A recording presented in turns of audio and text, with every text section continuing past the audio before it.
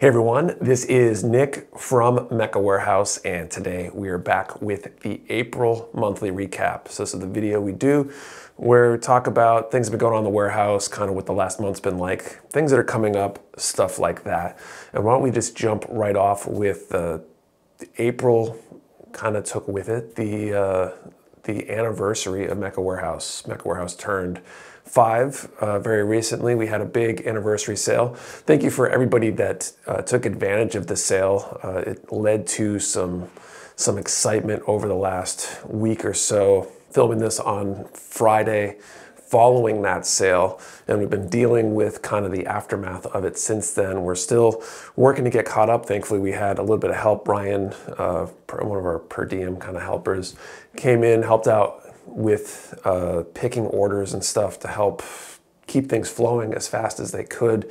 But it was a challenge. I expect probably by the time you're seeing this, we've probably been caught up for a while. So it looks like we have finally hit our first golden ticket winner. Winner, winner, chicken dinner, as they say.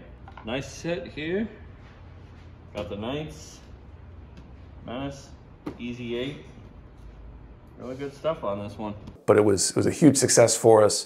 The Friday of the sale was a top 10 day for us. So it was a pretty big day, significant number of orders.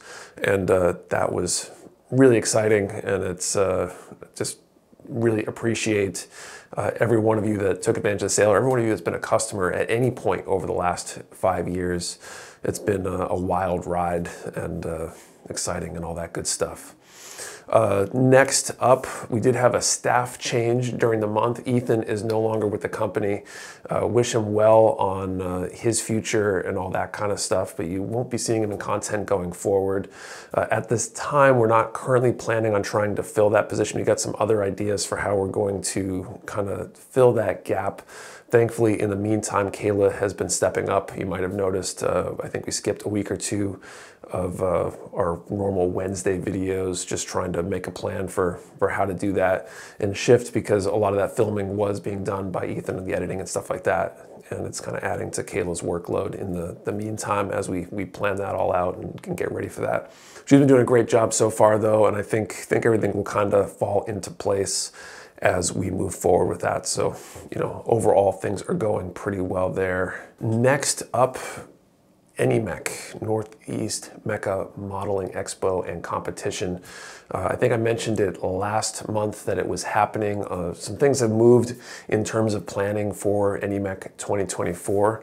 A couple weeks back, had a meeting with the judging team, made some decisions and plans regarding how judging is going to work this year. Very similar to last year. Maybe we'll have a video or two talking about that in the future and all the details related to how we're going to judge for NEMEC, but making plans for, do we need more judges? How are we deciding on splitting categories? Things like that. Some organizational changes in terms of how we're going to record results and handle that internally to streamline some things, make it more efficient than last time. Also made a little bit of headway in kind of making some plans for how things are going to go. I'm working on the seminars right now. We're going to have more than one seminar this year, hopefully. That's the plan. Last year we had one area, kind of a area to do seminars and our speed build contest, and some presentations and all that kind of stuff. And we're planning on splitting into 2 areas this coming NEMEC 2024.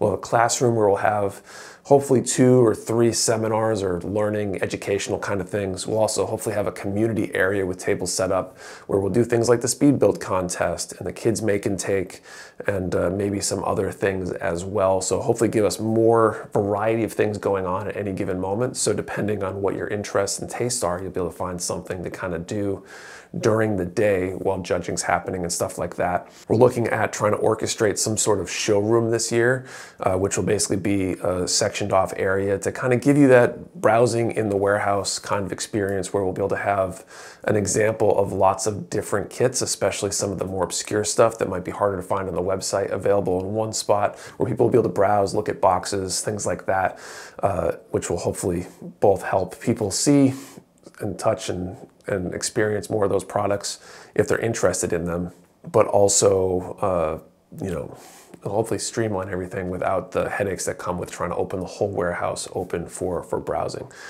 Also looking at possibly some sort of VIP ticket, probably a very limited ticket that might involve some special events the Saturday before, maybe some special small group classes, seminars, stuff like that, maybe some other things, specific merchandise for the VIP ticket holders, things like that.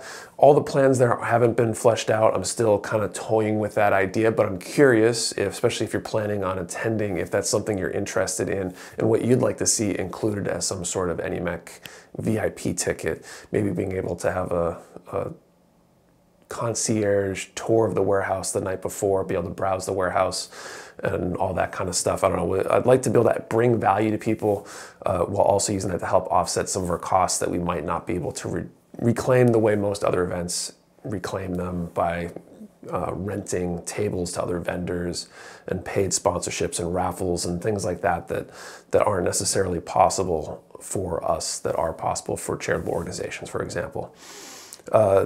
The other big update, making progress on the 2024 Challenge coin. I think by the time you see this, we'll have at least the proof image available. So maybe that will appear on screen somewhere over here, which will hopefully be helpful and give you an opportunity to see kind of what's going on with that. If that is ready, they either will currently be available for sale or already were up for sale. The Discord Challenge coin will be our 5th year doing it, and it kind of commemorates the Discord members and things like that. And then finally, the other kind of thing that was going on this month is we were somewhat successful in starting to get the flow going for consistent restocks of certain tools and accessories. Specifically, Disbay, Gun Primer, G Rework, and Delpy are the 4 that we feel like we were dropping the ball on at least some of the time, and we're trying to get better at that. And this is hopefully the beginning of seeing regular monthly restocks of items from those manufacturers. I would expect to see more of those restocks going forward, hopefully on a monthly basis, and a more consistent restock schedule, which I think will be good for everybody.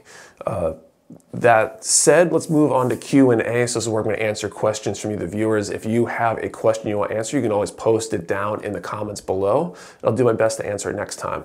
So first up, DSX62415, is there any product from whoever's brand you carry that you want a reissue of that hasn't happened in a while? So the one product, this is kind of my grail kit, is actually the, I want to say it's like M35 or something, but that's not it. Type 61, Gundam Type 61 tank. It's got 2 barrels, reminds me of some of the tanks in like Command & Conquer, Red Alert, the two gun barrels and stuff. And there's a model kit of it. I think it's a 135 scale tank, and that's like the one kit that I'm looking for right now. I hope they reprint it at some point so I don't have to go try to find it at an overpriced price somewhere.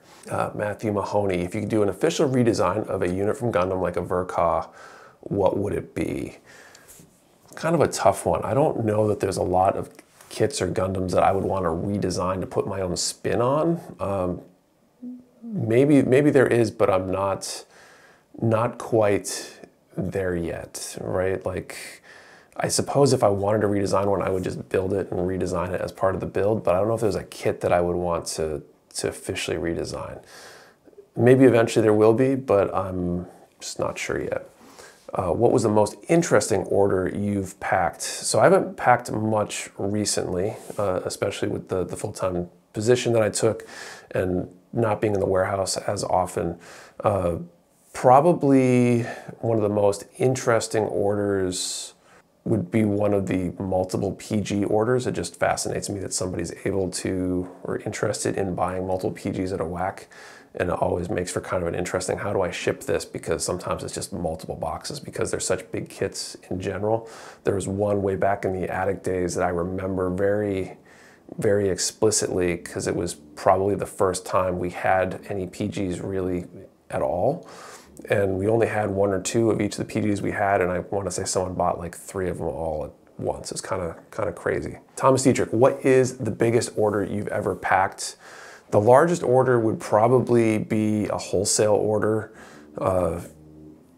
one of the handful of wholesale customers we've had. I don't know specifically what it is. I guess the largest customer order that we've packed as a team, I think we had at least 1 or 2 orders during our Black Friday sale that probably took the cake for largest order, because we had a $1,200 tier to win a free PG or get a free PG, I want to say, and I think we had somebody make that tier or get really close to it at the very least. So that was probably it. I don't remember what was actually in it, but we've definitely had some orders like that. Adam Sharon Brock, would you rather pack 30 single kit orders or 3 10-kit orders? 100% 30 single kit orders. When you pack an order with 30 items in it, it is absolutely exhausting mentally, because it's like Tetris, and every item you add basically exponentially increases the complexity of that order, and trying to figure out what size box and how to organize things in that box to minimize the size of the box and save as much money on the shipping cost, because of course we charge a flat rate for shipping, so we eat any of that difference. We want to try to get that as low as possible. When 30 orders, even if they're all different kits and they're single kits, they're usually a lot easier to pick what box you need for it. And even better if they're all the same, then you can really just kind of crank, and it's like very satisfying to crunch through orders like that. Next up, Sayed Alif, are bootleg kits illegal? So I think the definition here, bootleg kits are defined for this discussion. They're kits that are essentially copies, right? Just like you buy a bootleg DVD, it's a fake copy of that movie. It's not manufactured by the official manufacturer that owns the rights to it. Manufacturing bootleg kits and even selling them may be illegal. I'm not sure that possessing them is. Probably depends on the state, jurisdiction, whatever. I'm not a lawyer, so I'll leave it at that. Mark Lovett, how often should you replace nippers and glass files? It's an interesting question. I don't know that you need to replace either. I am using, if anybody who's checked out my streams, I stream every Saturday night, 8:30 p.m. Eastern. I'm usually building something and giving away something as well. I've been using the same pair of God hand nippers for every build I've done on stream since 2019. And that's a decent number of kits. That includes the entire 40-unit Maganac set, P-Bandai set.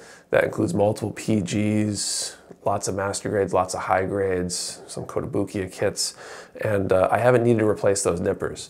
As long as you take care of them and you don't abuse them, and you're not in like a super humid environment where they're maybe getting rusty or you're doing bad things to them, you probably don't ever need to replace them. I haven't sharpened them, I haven't done anything to them other than use them. And they still work basically as well as they do the day I got them, as far as I'm concerned. Glass file, same kind of deal. I've got a Razor Origin I purchased, or didn't purchase, but started using in October of, 2022. So we're getting on like a year and a half or so since I've started using it. And I think as long as I don't like drop and break it, I probably won't ever have to replace it. Maybe at some point it'll get clogged up and maybe too hard to clean. But I haven't gotten there yet, so I don't know that you need to either. I think the main thing is replace them when they break or degrade. And if they don't break or degrade, then you should be good to go. Next up, Justine Casablancas, what's the difference in shipping orders and in-store pickups? Does MechWarehouse have a shop front customers can browse? Great question. So shipping orders, pretty obviously, they're going in a box and they're getting shipped to wherever you are. Local pickup, you're coming in here to pick them up. We don't have a shop front per se. We do have kind of a lobby area. You can come in. We've got a shelf rack that we store local pickup orders on that are picked, prepped, and ready to go.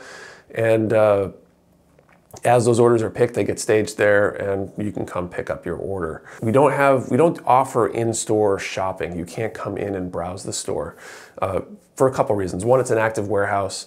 If we had customers in all the time, it would potentially slow us down from being able to get to all the other orders. And if you've ever been in any sort of retail establishment, how many times you've been in like a Walmart or a Target or any other big box store to find something in the wrong place? Well, that would be extremely painful for us. Somebody orders an item and now that item gets misplaced by a customer. It's bad enough when it happens when a member of the team does it, Thankfully, it doesn't happen very often, knock on wood. But when it does happen, it's painful, right? We end up wasting a lot of time looking for that item. If we can't find it, we have to tell somebody that their order can't be shipped. And we want to minimize those kind of things. That's one of the reasons we don't let customers kind of browse and shop the warehouse.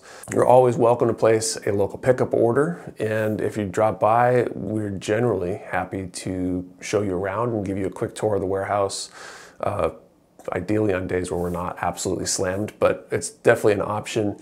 And likewise, if you place an order for pickup and it's not marked as ready yet, generally speaking, you can come by and we can get it ready for you when you show up. I do recommend messaging us ahead of time if you plan on showing up before we tell you it's ready, just to give us some time to try to get that order ready efficiently rather than have to drop everything to go find it. It helps us and saves you time ultimately as well. All right, last one, mango sticky ricer. How have you been lately? Overall, I guess good. Definitely tired. Tired would be the main adjective I'd use to describe how I feel the last few weeks and months. A lot going on, being pulled in a lot of different directions. It's just been kind of exhausting. I think it's all paying off and I feel like things are moving forward and getting better all the time. But at the same time, there's always something that needs my attention, something to just tire me out or burn my energy. And, you know, there's that. But it comes with the territory, I think. So I think that's it for questions. If you have a question you want to answer, like I said, post it down in the comments below. I'll do my best to answer it next month. Thank you for watching. See you next time.